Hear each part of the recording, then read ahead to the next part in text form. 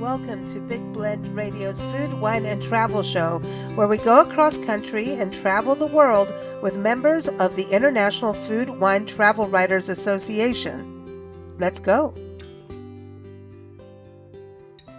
So welcome, everyone. You know, every second Friday, we get to chat with a travel writer and who has a destination story that we get to share. And today on our International Food, Wine, Travel Writers Association show, we get to introduce Melody Pittman. It's her first time here on Big Blend Radio. And she is the publisher of Wherever I May Roam blog. And you can go to whereverimay.roam.blog.com. That's linked in the episode notes, as is her story that she's going to talk about today, a road trip story. So this is also part of our road trip podcast channel, Road Trip Radio and Vacation Station travel channel. She went and explored the heart of Mississippi's river country. And this is a road trip. It takes you through Minneapolis, also Minnesota, Wisconsin, Madison, and Illinois. So welcome, Melody. How are you doing? Yeah, thanks so much. Glad to be here. Glad to have you on the show. This is exciting. You went through some of our favorite places and then completely brand new places that I've never heard about. And we travel full time. So I'm like, dude, I'm going to have to go here, go there. We'll plan it. You know, this was a post-conference trip that you were at that you took, right? Yes. And I chose that route because I had not heard of most of those places. Okay. So you're a travel writer and an author. You did 100 Things to Do Before You're Dead kind of book, right? Originally West from Virginia. I know you got the accent, and that's a beautiful state. So, yeah. When did you publish that? When did that come out? A year and a half ago, and I'm actually headed to West Virginia to do 2.5 weeks of book signings in August. It'll be my first time there for a while, so I'm excited about it. Awesome. And that's where, you know, the New River Gorge and all of that is out there. So much to explore. So that's everyone through Reedy Press. No, you didn't publish it. They did, but you wrote it. So was it fun to write a book? It was. Knew I was going to write a book at some point in time. I want to write another book, but I'm not sure travel related. So novel? Possibly. Maybe steamy romance or something of that nature. So totally different. Hallmark story of a small town, you know, who knows? Right, who knows? Right. So I know you like to travel national parks too, right? Right, absolutely. So what was the most recent one you've been to? Probably Zion, although it's Zion out here, you know, I'm Southern. So I go there often. That one's kind of in my backyard. I love to go to Death Valley. I went to Great Basin probably 7 months ago.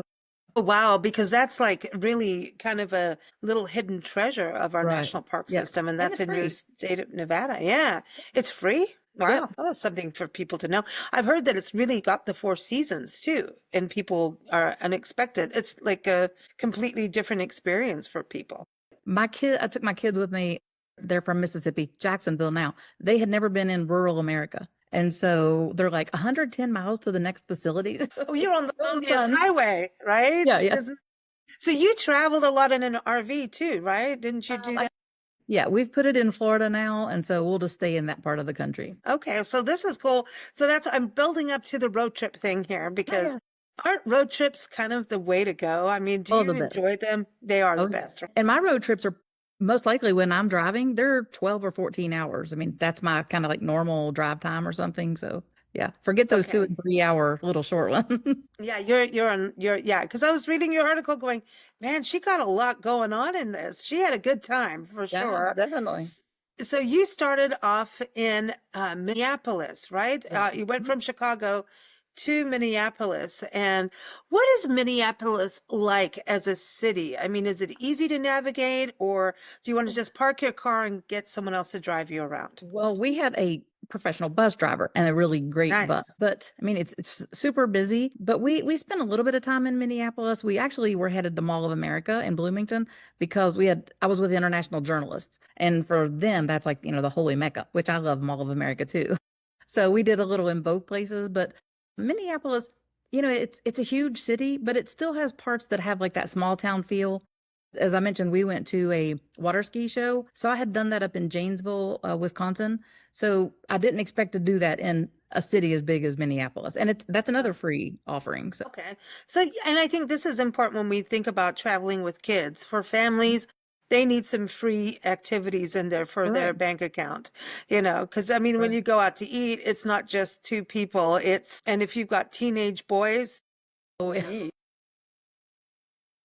you're buying the restaurant. So I love that. So you were talking about, okay, so what the Mall of America, this is like a massive deal. This is like a lot of shops. Like, is this the biggest mall? It's the biggest. It's over 500 stores, and I probably the last time I was there was 20 years ago, like shortly after it opened. And it's so impressive. And the thing that always strikes me is that it is a vacation destination. So people come to Mall of America and they stay 2, 3, 4 days because anything you want to do is pretty much there. There's so many attractions. It's kind of like going to Gatlinburg only under one roof. Oh. So it's air conditioned. You don't have to worry about the weather. And I think there's 30 hotels like within a mile, but there's two actually. Now, the two that are attached to the mall are pricey, but we stayed at the AC hotel across the street, which is in walking distance, has a free shuttle, free breakfast. I mean, it was lovely. Wow. So you say there's attractions in there, of course, restaurants, all that good stuff. Nickelodeon is my favorite. Nickelodeon theme park. So what's that like? Yeah. It's amazing. It's just so amazing. I mean, like in Vegas here, we have indoor amusement parks, but that one is just super impressive. And every time I go there, I just want to like get a pass and ride the rides. Okay, I'm in. I'm with you on this. Okay.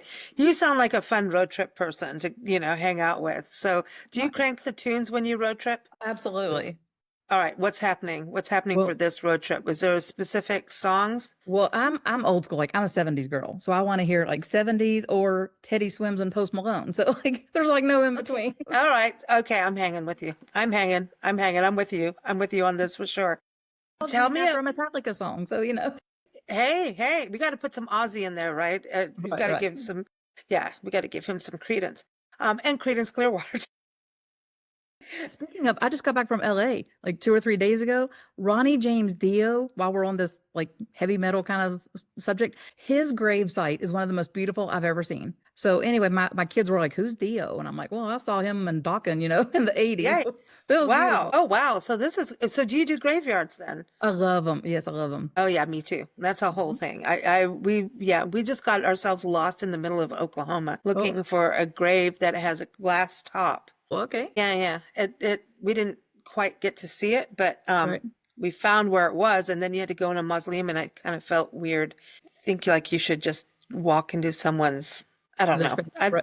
I don't know what the etiquette is on that, so I just kind of erred on respect. Let's put it that way. But I think a glass top, it's kind of like, to me, I know this sounds bad, but it kind of sounds like a dish that you put the glass top on. Well, the guy buried his. I want to see it. What was in the 1800s, and the guy buried his wife and would come and visit her every morning, pull her out and brush her hair. So that's the weird thing. I know. Everyone on the podcast, I'm sorry, I've been talking about this on the show since I found out about it, and I can't get past it because it's weird. It's intriguing. Right. Yeah. So roadside stops are a big deal for you too? Yeah. Okay. This is cool. And I like to find them on my own. Like, I don't really want to read about them and stop. I just want to like, oh, look at that. Look, that's cool. And any brown sign, I will break for any brown sign.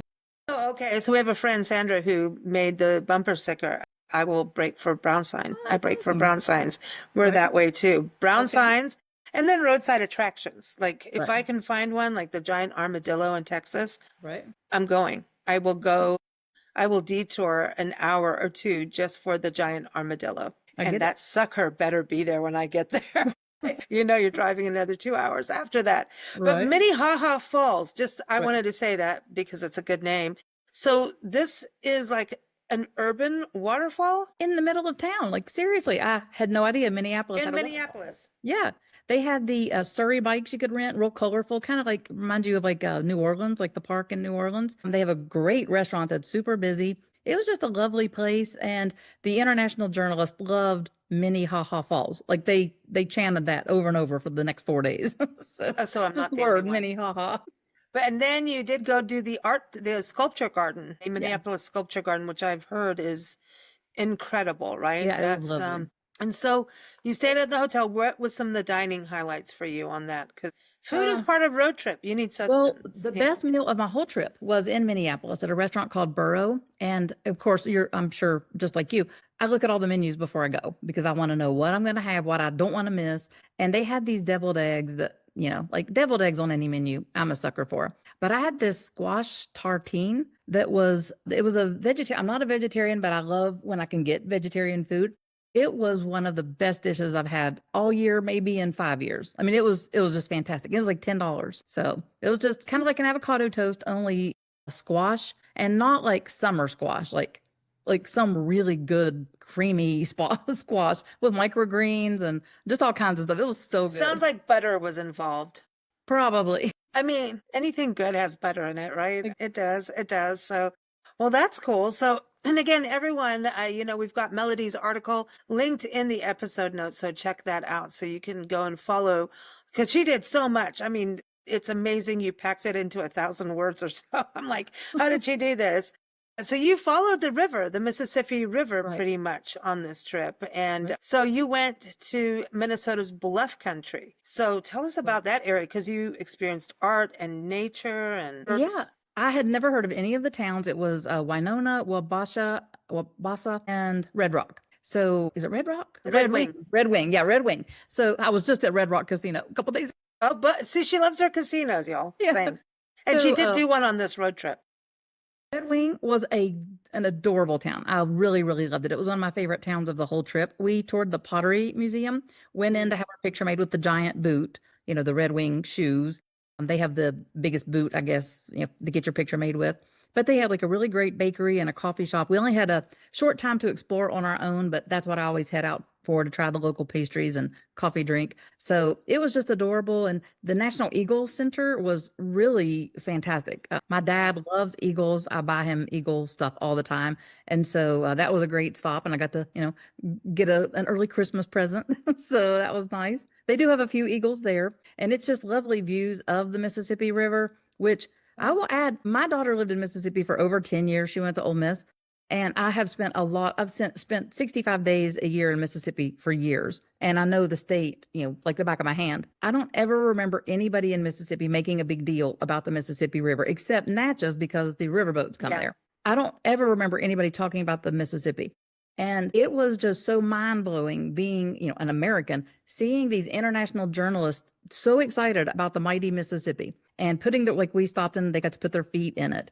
And I mean, it was just amazing because they appreciated this grand waterway. Like we just take it for granted, and they were just all about it. And so it was very eye-opening. I think that's the thing is we forget of what we have in our backyard sometimes, and road tripping is, I don't know, it's just so personal and it's an adventure. And hey, this is American Adventures Month. Right. So road tripping is part of it. And it's American Adventures Month celebrates all the Americas. So Latin America, South America, North America. So I say just take a big road trip, know. So I love this that you're in the Minnesota area.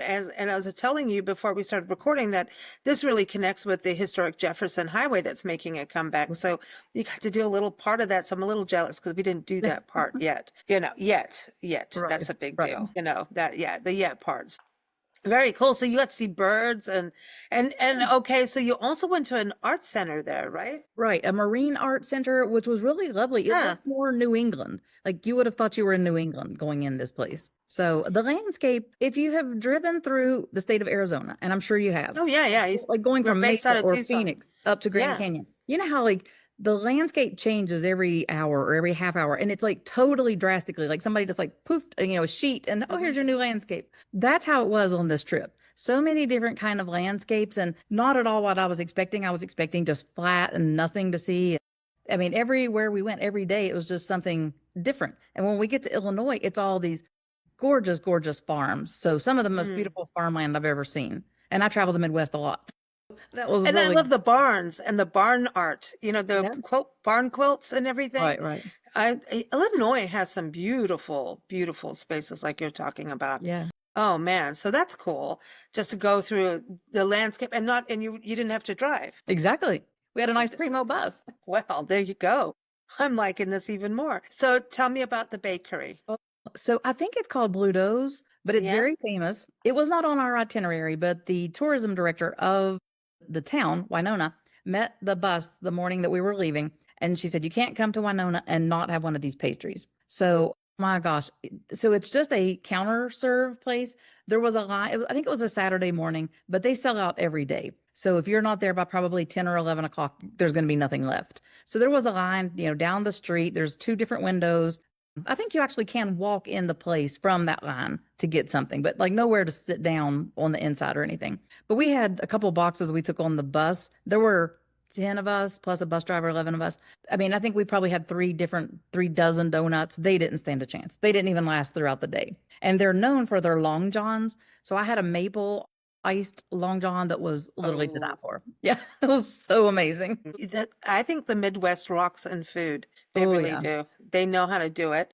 So Right. then you head into Wisconsin. I love Mhm. Wisconsin. Wait, so you were in Wisconsin? No, no, no. You're We going headed into to Wisconsin. Wisconsin right after that bakery stop. Right. Okay, yeah, I think I've done part of this, but I didn't know it's the driftless region, I didn't and either. Never heard that term. but I do know the area is part of a national park. It's part of the glacial trail. It's an Okay. ice age Right. trail. It's like where everything shifted down and ice came Right. through and it goes into, I mean, it's just that top portion of the country that Right. has And this. beautiful rolling hills and really windy roads. I mean, I was so shocked. It was lovely. Oh, man. So into the driftless, yeah, into Hmm. the glacial. Don't worry, you're not going to freeze until you get there in the winter, and you will. Right. And then, but this is where you went into Frank Lloyd Wright land. And I know there is actually a trail that goes through Madison, Wisconsin, and you went to I love Yeah. Mad City. It's a special place, but that is actually part of an actual trail people can follow for Right. his architecture. But you went to this special place. Yes. We went to Taliesin and we had the best guide. I mean, I'm 56 years old and I have had a lot of guided tours, and the best guide ever was there. He was just absolutely amazing. And the property has Frank Lloyd Wright's home, and which he kept adding on to for a matter of like 30 years. It has his studio, which is still a working studio. They have like artist in residency. They have a new cafe that opened at the visitor center, which was just lovely. So everything about the property was just amazing. The views and speaking of like the cold temperatures, that's why he went to Arizona, of course, in the winter Yeah, because he was getting out of that Wisconsin winter. right. And boy, Mhm. yes, I learned about shoveling snow and pink flamingos. There's a whole story of pink Okay. flamingos. Oh, yeah, yeah. It's all connected to the university, and a lot of famous people like the Belushi brothers and Chevy Right. Chase have to do with pink Okay. flamingos. You think you're in Florida in the snow. That's how we were Yeah. introduced. We went back in the spring and went to the Capitol building, and they plant flower. I mean, the city's beautiful, don't you think, with all the Mhm. water? Oh yeah. Right. So you got to go in and then go eat and dine and have a good time? Yeah, we did. We were running late on that part of the trip, so I think we had something different planned and we just had to kind of like scurry to make something happen. So we did visit the inside of the Capitol, which that's your backdrop. I mean, Yeah. it's stunning. There is an overlook you can go to inside the Capitol for like great pictures, and it was already closed for the day. So we Oh, didn't get to do that, but we ended up going over to the Memorial Union, like the student union area of the University of Wisconsin, and it sits on the waterfront, which I had no idea. And it's a beautiful waterfront with piers. And so there were all these, college kids and their families. It was all walks of life, plus lots of dogs, but these real colorful chairs outside and people in their swimsuits, a lot of people swimming, boating. It was just a real great vibe. I really, yeah. really liked it. I had no idea what to expect. They have an incredible park system with a lot of trails that you can take. We've Hmm. been to a lot of the parks, waterfront parks, and then they have an incredible arboretum that Hmm. is, again, free. So all their parks are open and free, and they Right. have a really awesome little botanical garden, also free, which Oh, is that sounds incredible to awesome. go into. Right. And it's I mean, it's beautiful. And so it's all connected. And the friends that we have over there, like, you have to come back in spring so you know why we have winter.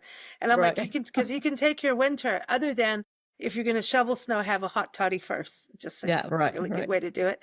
But the Arboretum is incredible because it's like a natural area. And then it's got like orchards when we were there, all the orchards were in full bloom, like Oh, wow. I bet that was mass lovely. bloom. It was incredible. So yeah. So and I've been there in the fall and seen the fall Mhm. color. I've done all seasons there now, all of Nice. it. Nice. And you got to go and see some of the beautiful parts that I wish. So I think we should, go back, all of us. Yeah. We'll trade off. I'll Definitely. go do what you did. We didn't do Go for go that go. cheese. The cheese shop alone is worth the Wait visit. a minute. Tell everybody about the Yes. cheese, I because think this it's is. called Imagination. It Mhm. was one of the best cheese shops I've ever been in. Like it was phenomenal, and they had it's local cheeses. So I had no idea that there could even be that many local cheeses. Of course, I know that's the cheese state, But I mean, it was just phenomenal. They had great gifts and great cheeses and all the accompaniments. Yeah, I loved that store. Yeah, and they have nice breweries and cheese. Yep. I mean, I'm sorry. And I went to an awesome farmer's market when I was there too. And it Nice. was just like, yeah, it's so cool. Right. It is, there's like a quality of life out there. I don't know how to Everybody was explain outdoors. it. Like people were just outdoors enjoying the weather and Healthy, everything. but they know how to have a good time. Right. And I will add, we stayed at the Best Western Premier Hotel. I'd never heard of that brand. Of course, I'm familiar with Best Western. And on this particular trip, these are international journalists. They paid a lot of money to come to the United States. They usually put us in pretty high-end hotels. So when I saw that, I was quite surprised. And then when we get there, oh my gosh, this hotel is so beautiful. And it's right across the street from the Capitol. The rack rate while we were there was like 140 to 150. So super Not affordable, bad. but a really luxury hotel. And I was thinking, like being maybe Switzerland and Sweden both. I've stayed at a really high end Best Western property, and I was just like thinking how lovely they were, especially like compared to our just normal motel kind of properties. So I was really like shocked by that. And so my window overlooked the state capitol. So that's my view all night. So it was fantastic. That's awesome. Well, the Best Westerns started as a nonprofit Oh, I did not know organization. that. And yeah, we have a friend who's passed away now, but he actually was part of the founding of the Best Oh, Western. wow. So I know all Okay. this weird history about the Best Western, but Yeah. it's really changed over the years.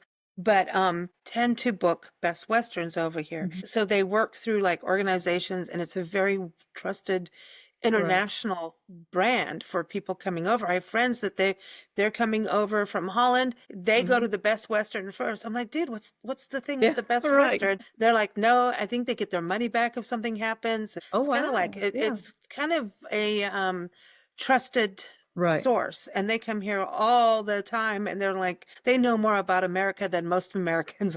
Right. Right. So I think that's it. And then also being in the capital city, I think that Right. that may happen. But yeah, I'm a little jealous. You got all these other experiences. I'm just saying.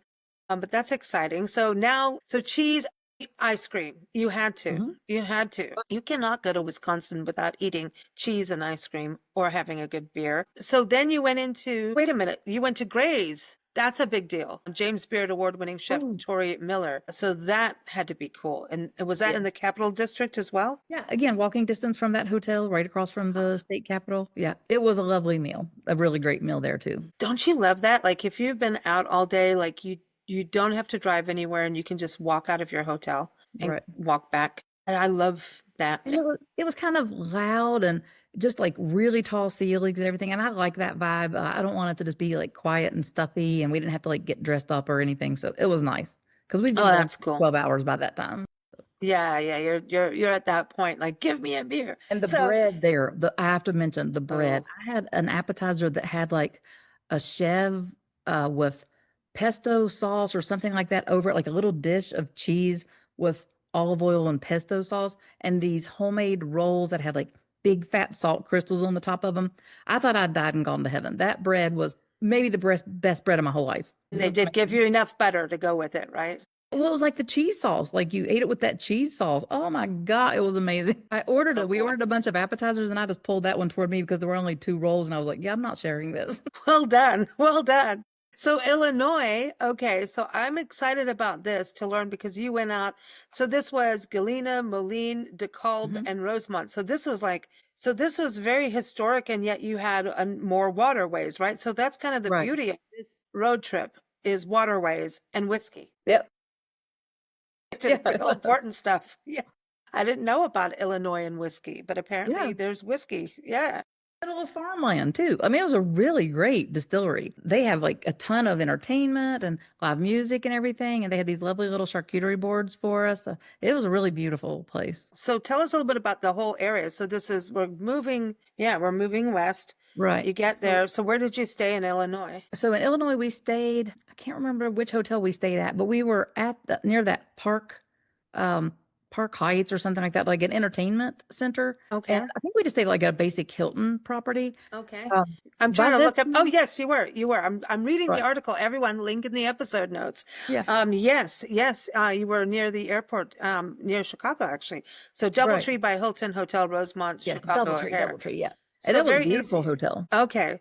But tell us about the water taxi. So this was Yeah. in Moline. Okay, so Right. this is all outside Chicago. Yeah, Easy. we were, Yes. so that's part of the Quad Cities, which is my first time there. Mhm. And I love to find a good destination like with a budget airline. And so I can fly from Las Vegas to that area to Moline or something for like $57 anytime. And so that's been on my radar of like maybe I should just like go over to the Quad Cities, sorry, Quad Cities. But anyway, it was lovely. We were supposed to be on the Celebration Bell, but we took too long somewhere, and so we were running behind. So we ended up getting on the Channel Cat, which is the water taxi there. I think it's like $7 ride, I think as long as you want. And there are 5 stops. So you can just like go over to Ohio, to Iowa and, have a dinner or something. And then there's also a casino. There was a casino over You there. did the casino. So what did you have to compare? I mean, you live in Vegas area, right? Right. So did you had to compare casinos? I love all casinos. I mean, I can find something good about all of them, but I went to the one in Rosemont. Is that what it's called? Yeah, Rosemont, yeah. Rosemont. I went to Island. I wrote it down here somewhere. Rivers Casino. That's the one I went to. Right outside of Chicago. That whole area is right outside of Chicago. And it's maybe 5 minutes from those fashion outlets of Chicago, which is really beautiful. That casino was really good. And they actually had like a metal detector you had to walk through to get in. I don't see that very often. So like I felt really good and safe because I was actually Ubering by myself Yeah. to get to the casino. It paid She's quite like, I well. must have my casino. Yeah, they had, on a scale of 1 to 10, as far as like new slot machines go, it was probably an 8 or 8.5, but they had plenty of them. So it was nice. I enjoyed it. The old ones in there too. I want some of the Hmm. old nostalgic ones, Hmm. I do, Right. just for fun. I remember winning or losing on that. Yeah, Yeah. that's important. And also tell us about Johnny's Italian Steakhouse because that sounds like you had a good time. Yeah. So when we were in Moline, we had lunch there, and they're only open for dinner. So it's kind of a high-end restaurant. So they accommodated our group and had a Mm. bunch of like great Italian appetizers on the table when we got there. And their marinara sauce is to die for. I mean, it is fantastic. Toasted raviolis, and they had this sausage Oh. roll appetizer. Oh, like I mean, it was phenomenal. So that was really enjoyable. And then we had kind of a set menu. We were like not really in the restaurant area. We were like in just like a special room area for celebrations or something. But I saw a Monte Cristo on the menu. And years ago, if you're familiar with Bennigan's, like I'm going back to the late Yeah. 80s, I used to work at Bennigan's and I was a bartender there and they had, the best Monte Cristo in the world. And so I was like, can I have this Monte Cristo? And so they were like, oh, of course. So, I mean, that was what a great way to have Is lunch it in good? Moline. Oh yeah, it was really good. Yeah. Oh, good, because you had to have comparison there. With the powdered sugar and the red raspberry preserves. Oh, wow. Wow. So this is good. You got whiskey, you got Monte Yep. Cristos, you got Out on the Water, and then you're talking about Galena too, because you Right. went on a trolley tour of that. So that's really that historic architecture that you got to experience. That was phenomenal. I'm the biggest Ulysses Grant fan in the whole world. And going there was kind of that. And Frank Lloyd Wright was one of the reasons I picked that trip because I had not been to those areas. The town is so cute. And I had no idea it was the third largest city in Illinois. They get millions of visitors, millions. So, like weekends there, like it is just absolutely packed. They have a great trolley tour. We did 2 trolley tours. We did one in Red Wing and we did the one in Galena. And that's a great way to, see the area and hear the history and everything. There's lots and lots of hills in Galena. So the driver like showed us so many historic places and some of them didn't have like a sign in front of them or anything. So we would not have learned that had we not been on the tour. You can like bring food and drink on the trolley as well. So it was really great. I would like to spend more time in Galena. I haven't been there. I might have. I'm still going to the whole idea of a casino because it used to only be like on, Native American reservations. Even Mississippi was a little different. You had to be Right. on a boat in the water in Biloxi, and then they changed that up to hurricanes. You know what? We were just in Kansas and Missouri, Mhm. Oh yeah. and in Kansas, they have casinos in liquor stores. Yeah. And I'm like, what is, and by the way, the only reason I'm in the liquor store because you can't buy wine in the grocery store in Right. Kansas. Like, I'm going, listen, gotta have my wine. And so you go in the liquor store and there's all these people there playing casino game. And I'm like, what in the world? Like, what? Really? And I think Missouri too. Right. Speaking of, Mississippi has 24 casinos. I've been to all of them. I told you I spent a lot of time in Mississippi.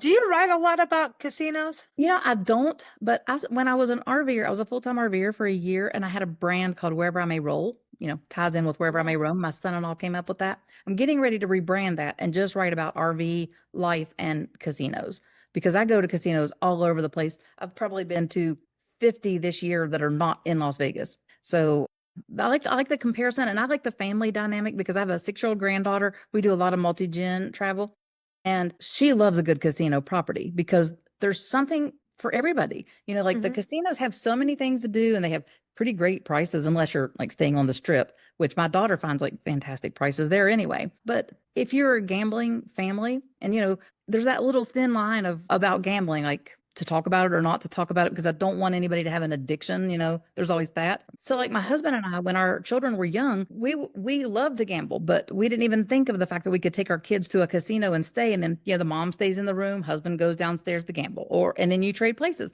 because gambling is not a group sport. Like we do it individually, and my husband and I go to the casino and just split up for an hour or 2 hours or whatever. So I think that families should really, really look at casinos whenever they're like hotels, whenever they're looking to book, because there's great arcades and great pools and lots of food choices. And, they're not super strict on you can't bring in your McDonald's bag to this, high-end steakhouse or something. So I love that. Yeah. I did in Vegas really try to rebrand. I mean, and really worked at it to be more family because the dynamics was changing and travelers and generations were changing, and they really worked on being more family. I mean, you got the pools, so many attractions, and I'm going to tell you that I know Nancy and I, my mom and I, we have been caught in the arcades with our champagne bottles with straws, which make you a little giddy. I don't know how that happens, but champagnes and straws, let me tell you, is a little fun. But I don't know. We ended up playing in the arcade. It was so much fun. We had a blast, and it is cool, and there's things you just have to navigate it, right? So yeah, no. I think that's exciting. And on the addiction side, when we talk about gambling, it's like, hey, we're talking about casinos, we're talking about whiskey, we're talking about wine tasting. It's, it could be chocolate cake. Yeah, it's all about in moderation. But you're right. It's kind of a way where people can go do what they want to do. And the kids don't have to stay in the room depending on what you're doing. You know what I mean? And like your area, Vegas, there's like a lot of parks, there's museums, there's, Spring Preserve. Have you been to Spring Preserve? Not yet. It has really been on the list. We've been to Mount Charleston, to the Tule Spring, the Tule thing. The Tule is a national park. Red Rocks we've done a little bit of, but there are all these wonderful natural and some quirky stuff out there too. Absolutely. We like the quirky. Yes, me too. That's a fun part. I know. Well, we got to go road trip. This is fun. Absolutely.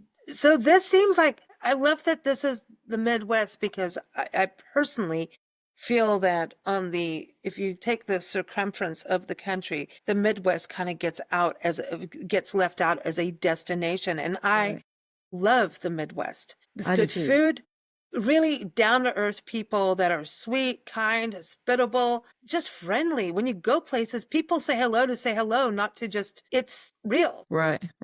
I learned about the Midwest. I had only been to like Minneapolis and St. Louis until about 8 years ago. And one of my best friends is the co-owner of the Midwest Travel Network. And I learned about the Midwest from Twitter chats. And I'd be like, oh, I need to go there because I want to have this soft serve ice cream. Or, oh, I want to go there because I want to see whatever it was. And now I get invited a lot to the Midwest because I love it so much.